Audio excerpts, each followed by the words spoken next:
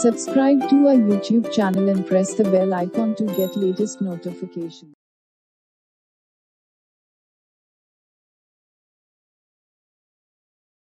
Assalamu alaikum dear students, this is your chemistry teacher and today I am going to discuss on a topic ions and radicals.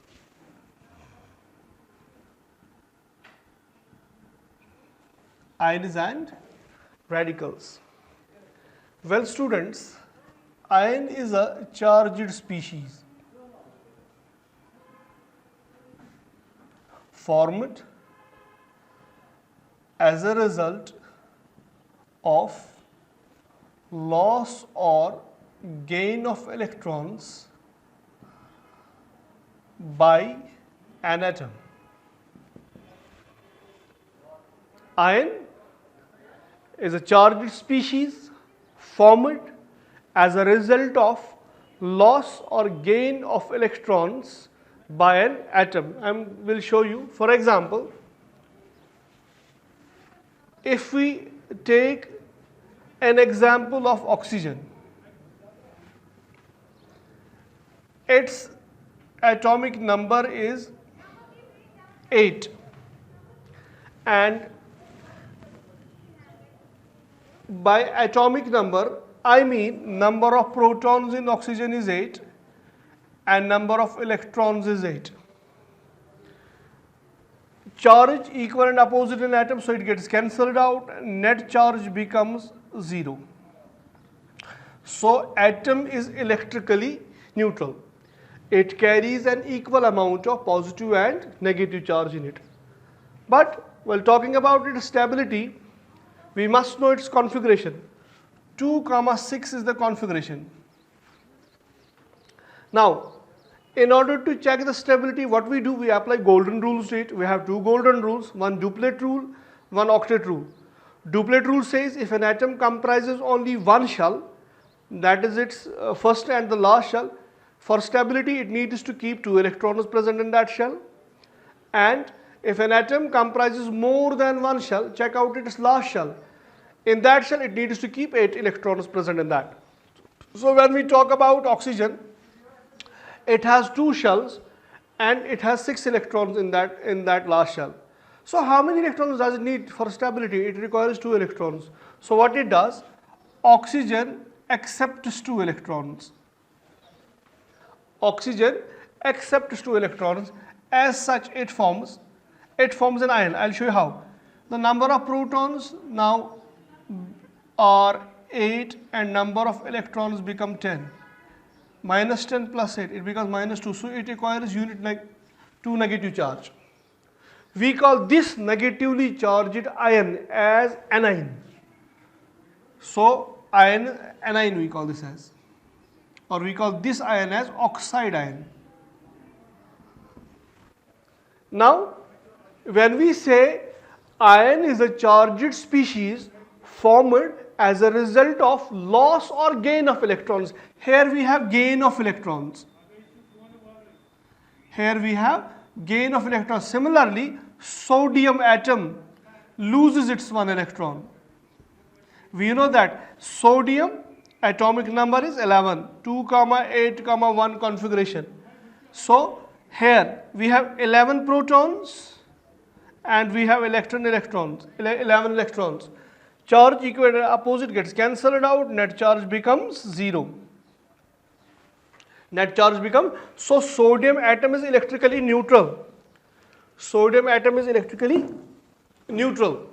Now see, when it loses electron, so protons become 11 and electrons become 10. 11 minus 10 plus 1. As such it acquires unit positive charge and we call positively charged ion as cation.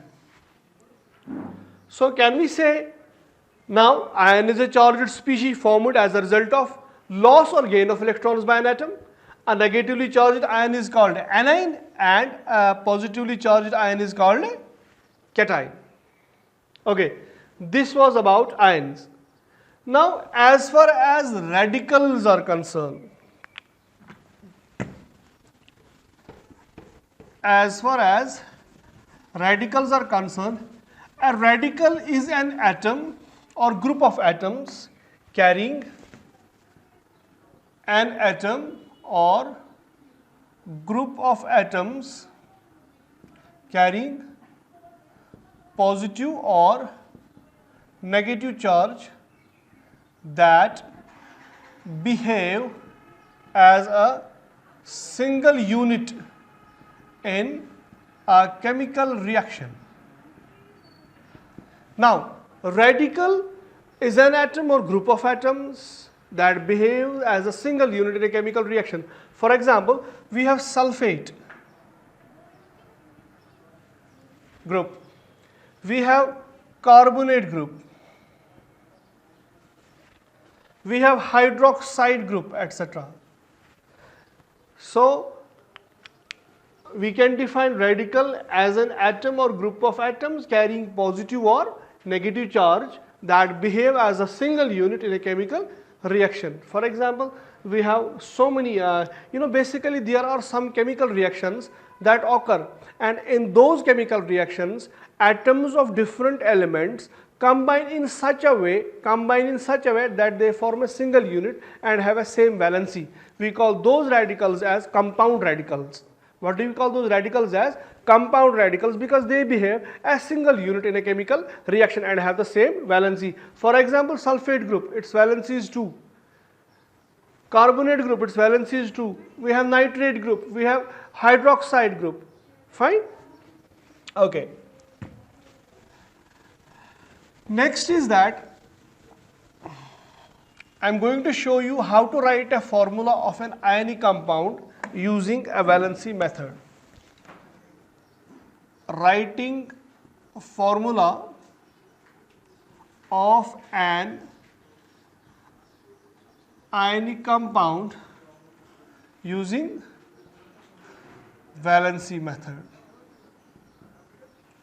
Now see, you just remember a few rules how to write the formula, then accordingly you can easily write the formula of an ionic compound. First is that write the formulae of the radicals of the compound side by side. Number 2, reduce the valency numerals to simple ratios. Number 3, crisscross the valencies.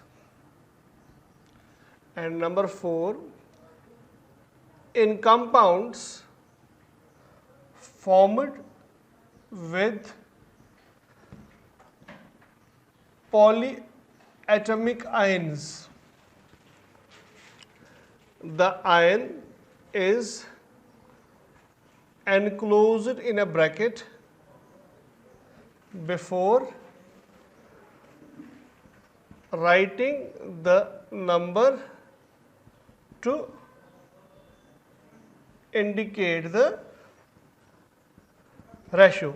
Now see, you have to keep these points in your mind while writing a formula of an ionic compound by using a valency method. Now first point is write the formulae of the radicals of the compound side by side. Second is reduce the valency numerals to the simple ratio. Then you have to crisscross the valencies.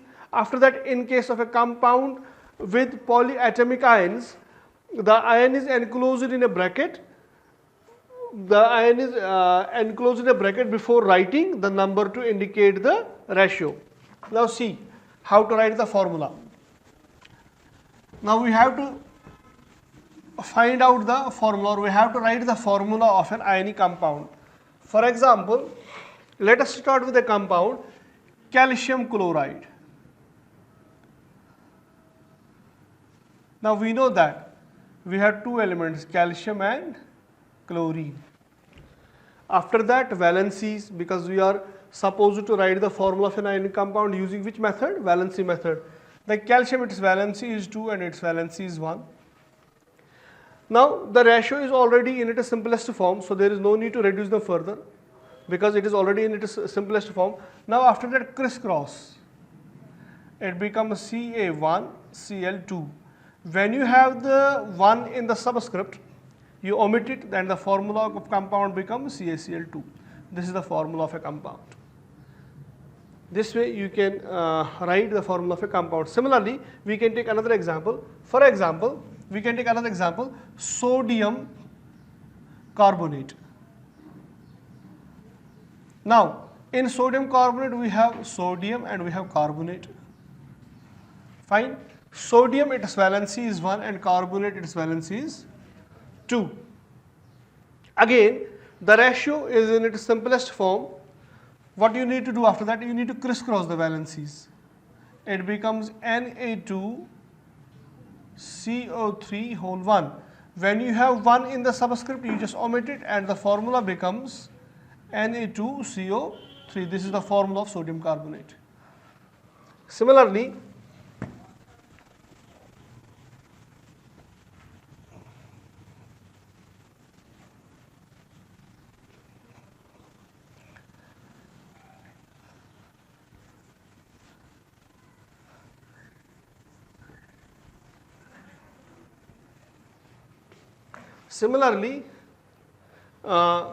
we take a compound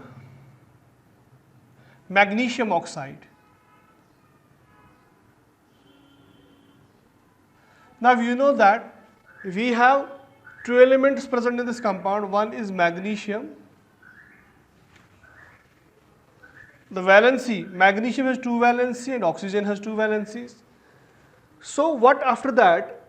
This is the valencies are not in their simplest form, in their simplest ratio. So what needs to be done is to convert them into simple ratio by dividing both the numbers with a common factor. So both will get divided by 2, it becomes 1. So now it becomes the simplest ratio. After that, just crisscross the valencies. It becomes Mg1O1. When you have 1 in the subscript, you just omit it. The formula of the compound becomes MgO. You can write the formula of other ionic compounds as well by taking so many examples into consideration. So this is the method I have shown you. You just keep the points in mind, go through according to the points and write the formula of ionic compounds. Hope you have understood this topic. Then inshallah next time it will be the next, I'll come up with the next topic. Till then, stay safe, stay home, and Allah Hafiz.